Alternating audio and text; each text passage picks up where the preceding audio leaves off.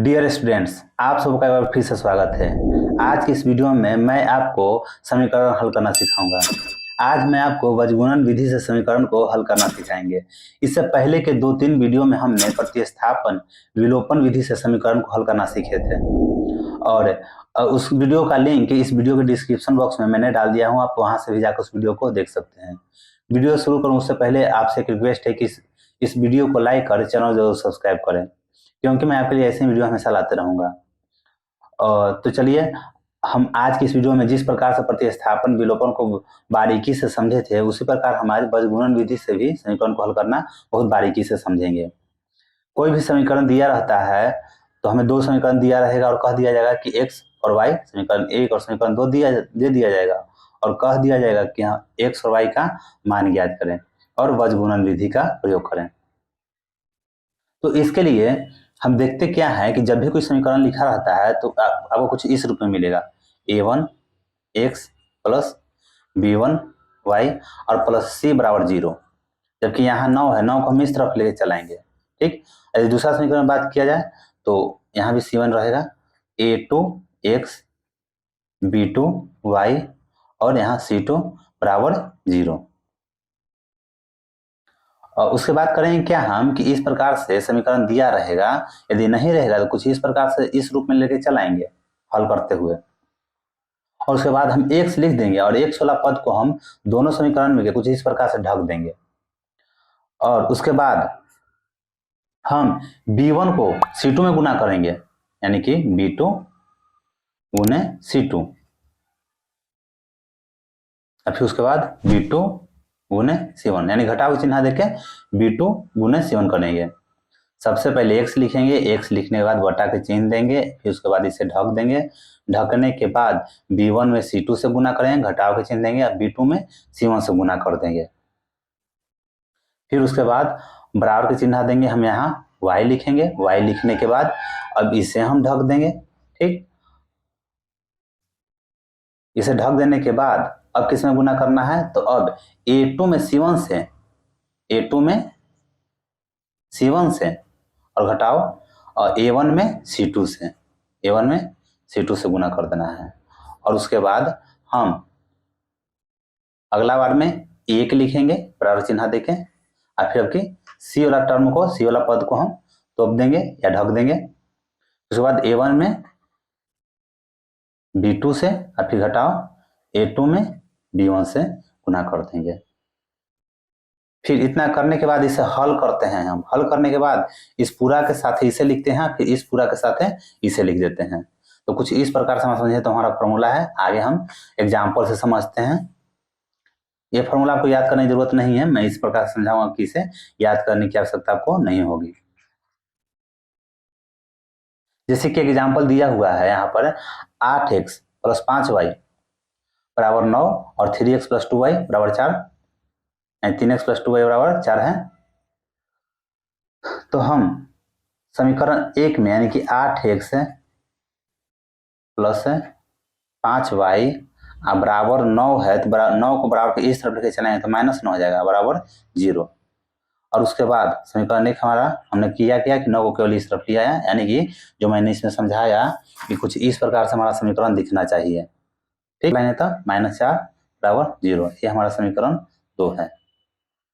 मैंने क्या बताया कि अब x लिखेंगे और x लिखने के बाद x वाले दोनों में समीकरणों में दोनों पदों को हम ढक देंगे। ढकने के बाद गुणांक जो रहता है उसको गुना कर देंगे। जैसे y का गुणांक 5 है और -4 को आपस में गुना करेंगे। नहीं तो पहले एक बार लिख देता हूँ, 5 गुने -4, फिर उसके बाद घटाव के चिन्ह देंगे और 2 में किससे गुना कर देंगे, -9 को। ठीक, अब की y लिखना है और बटा में y वाला पद को ढक देना है। ढकने के बाद 3 में 9 से गुना होगा, यानी कि 3 गुने -9 और फिर घटाव के चिन्ह देंगे, 8 गुने -4। उसके बाद 1 लिखना है और 1 लिखने के बाद बटा में इसे ढक देंगे। ठीक, अब फिर गुना करेंगे 8 में 2 से, 8 गुने 2 और फिर 3 गुने 5। एक बार मैं इसे फिर से समझा देता हूँ। मैंने किया कि x को लिखा ऊपर और उसके बाद इसे ढक दिया, और ढकने के बाद सबसे पहले ऊपर से नीचे गुना किया, यानी 5 में -4 से। तीर हमेशा ध्यान रखें, सबसे पहले ऐसे तीर गया है, यानी कि पहले इसमें इससे गुना करना है, फिर अगला बार तीर ऐसे जाएगा, और फिर कुछ इस तीर का ध्यान रखें। मैं इस तीर को भी समझाऊंगा कि क्या किस लिए यह चिन्ह दिया हूं मैंने। तो सबसे पहले इस तीर का मतलब यानी कि सबसे पहले ऊपर से 5 में -4 से गुना करना है, यानी 5 में -4 से गुना किया, फिर घटाव का चिन्ह दे दिया, 2 में -9 से गुना किया, ठीक। उसके बाद y लिखना है, y को ढक देना है। तो पहले 8 में -4 से नहीं, 3 में -9 से गुना करेंगे, क्योंकि तीर कुछ इस प्रकार से मैंने दिया है, यानी कि 3 में -9 से हम गुना करेंगे, और उसके बाद 8 में -4 से गुना करेंगे, ठीक। और बीच में घटाव का चिन्ह देते जाना है। अब 9 को मतलब कि अचर पद को जब तोपेंगे यानी ढकेंगे तो 1 लिखाएगा। तो सबसे पहले तीर ऐसे है, तो 8 में 2 से गुना हो जाएगा, और उसके बाद घटाव का चिन्ह देते हुए 3 में 5 से गुना हो जाएगा। तो 1 से बटा में -20 प्लस 18, और इधर y बटा में -27 और फिर प्लस 32, और 1 बटा में 8 16 -15। तो x बटा में -2, y बटा में 5, और यहाँ 1/1। अब उसके बाद इसको हल करते हुए हम करेंगे क्या, देखो यहाँ किए क्या कि -20 है हमारे पास कर्जा में है, 18 मेरे पास है। जब कर्जा चुका है तो -2 आ गया। यहाँ भी कर्जा ज्यादा है, मतलब कर्जा कम है, यहाँ 27 कर्जा में है, 32 मेरे पास है, यानी 32 में से 27 जाएगा तो 5 बच जाएगा, और यहाँ 16 में से 15 जाएगा तो 1 बच जाएगा। अब इस पूरा को इसके साथ लिखेंगे, यानी x बटा में -2 बराबर 1/1, और फिर इस प्रकार से लाइन देते हुए y बटा 5 बराबर 1/1, और तिरछा तिरछा गुना कर लें तो y बराबर 5 और x बराबर -2 नहीं सही है। तो समीकरण में 1 में भर के देखते हैं, 8x प्लस 5y बराबर 9। कहने का मतलब कि x जगह हमें क्या लिखना है, -2 लिखना है, और y की जगह 5, तो -16 25 यानी कि 9, उस तरफ का 9 आ जाएगा, है ना। यानी कि जो बनाया है वो सही है, जो हम लोगों ने ज्ञात किया हल। तो क्या आया हल, x बराबर -2 और y बराबर 5 आ गया। तो इस प्रकार से हम वज्रगुणन विधि से समीकरणों को हल कर सकते हैं। यदि समझ में आ गया है तो अच्छी बात, नहीं तो मैं एक और एग्जाम्पल लेके आया हूँ, दूसरे एग्जाम्पल समझेंगे हम। सबसे पहले करना क्या है, इसे हमें समीकरणों को सजाना है, यानी कुछ इस प्रकार से समीकरण दिया रहे तो 7x - 2y, हम 8 से उस तरफ है इस तरफ ले चलाएंगे तो -8 हो जाएगा और बराबर 0, ठीक। समीकरण 2 को भी उसी प्रकार हल करेंगे, 3x + 4y, और 18 को इस तरफ ले आएंगे तो -18 बराबर 0 हो जाएगा।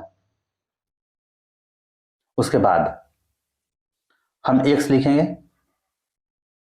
तीर हमें याद रखना है, जैसे सबसे पहले तीर ऐसे जाएगा, फिर उसके बाद ऐसे जाएगा, और फिर उसके बाद तीर ऐसे जाएगा। हम x लिखने के बाद करेंगे क्या कि इसे ढक देंगे, तो -2 गुने -18 -4 गुने -8, उसके बाद y लिख के y पद को हम ढक देंगे। तो उसके बाद किस में गुना करना है, सबसे पहले नीचे से ऊपर, यानी कि 3 में -8 से,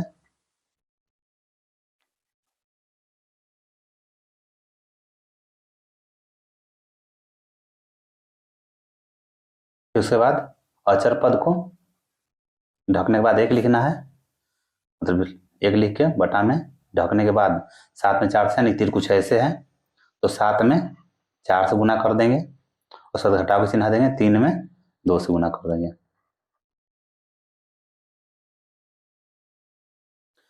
आप गौर करेंगे तो देख रहे होंगे कि हम जो गुणांक है, जैसे x का गुणांक 7 है, y का गुणांक -2 है, तो गुणांक निकाल के ही गुना कर रहे हैं। जैसे हमने x को जब x पद को दोनों में समीकरणों में x पद को जब ढका तो y का गुणांक -2 था तो -2 लिखा, और अचर पद हमारा -18 था तो गुना में -18 लिख दिया, उसका घटाव का चिन्ह दिया। y का गुणांक समीकरण 2 में 4 है, +4 तो 4 उसके पहले तो घटाव करना ही है हमें, तो 4 लिखा जाएगा और उसके बाद -8। फिर y वाला पद को हम दोनों समीकरण में y वाला पद को जब हम ढक देंगे तो इसमें 3 में -8 से, यानी कि 1 से गुना 3 है, -8 से गुना करेंगे और उसके बाद 7 में किससे गुना हो जाएगा तो -18 से गुना हो जाएगा। कहने का मतलब 3 में -8 से गुना कर देंगे और उसके बाद घटाव के चिन्ह देंगे और 7 में -18 से गुना कर देंगे। उसके बाद हम अचर पद को ढक देंगे। ढकने के बाद 7 में 4 से, तीर देखिए तीर ऐसे है, यानी कि सबसे पहले इसमें ऐसे गुना करना है, तो 7 में 4 से गुना करेंगे, यानी कि 1 से गुणांक 7 और y का गुणांक 4 है, दोनों को आपस में गुना करेंगे। फिर घटाव के चिन्ह देंगे और 3 में -2 से गुना हो जाएगा। जो गुणांक है उसी गुणांक को निकालते हुए गुना कर रहे हैं। अब इसे हम हल करेंगे तो 1 से और बटा में -36 माइनस नहीं, 2 के पहले माइनस है और 18 के पहले माइनस है, तो minus minus plus 18, minus minus plus हो जाएगा, 18 दूनी 36 हो जाएगा और फिर यहाँ ये माइनस और ये माइनस मिलकर फिर प्लस हो जाएगा और फिर चौको 32 हो जाएगा। y बटा में -24 और फिर 3 प्लस में और 8 माइनस में 8 की 24 -24 हो गया और ये माइनस है, ये माइनस मिलकर प्लस हो जाएगा और 18 सत्ते 18 में जब 7 से गुना करेंगे 56 में 5, यानी कि 18 सत्ते 26 से, यानी 126 आ जाएगा। ठीक, फिर बराबर चिन्ह देंगे, 1/7 में 4 से गुना करेंगे तो 28 और ये माइनस है, ये माइनस मिलकर प्लस हो जाएगा, 3 दूनी 6। अब देखो x बटा में 36 और 32 जोड़ देंगे तो 68 और यहाँ y बटा में घटाएंगे 126 में से 24 घटाएंगे केवल 24, 102 आ जाएगा, 6 में 4 के 2, ठीक, 102 लिख देंगे। प्लस का चिन्ह ज़्यादा है, माइनस का चिन्ह में कम है, तो प्लस 102 आ गया और फिर यहाँ 28 और 6 34 हो जाएगा। अब उसके बाद x बटा 68 बराबर 1/34 लिख देंगे और फिर y बटा 102 बराबर 1/34 लिख देंगे, यानी कि इस पूरा के साथ है, मैंने इस पूरा को लिखा और फिर इस पूरा के साथ है इसे लिख दिया। इतना लिखने के बाद अब इसे हल करें तो 34 दूनी 68 2 बार में कट जाएगा, नीचे से नीचे काट सकते हैं हम जब बराबर चिन्ह रहता है तो x बराबर 2 हो गया और यहाँ 17 से काटें तो 17 दूनी 34 है और सॉरी यहाँ तो 102 है तो हम 104 कैसे लिख दिए, 17 छके 102। फिर तीसरा वही काटना चाहे तो भी और कर सकता है 2 से 3 बार में, यानी तीसरा गुना करें तो y बराबर 3 आ गया, यानी कि हमारा आंसर x बराबर 2 और y बराबर 3 हो गया।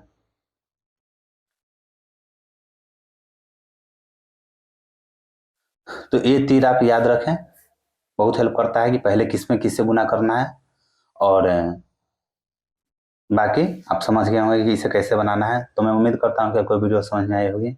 वीडियो अच्छी लगी हो तो वीडियो को लाइक जरूर करें, इससे होता क्या है कि वीडियो बनाने का मोटिवेशन मिलता है। और थैंक्स फॉर वॉचिंग।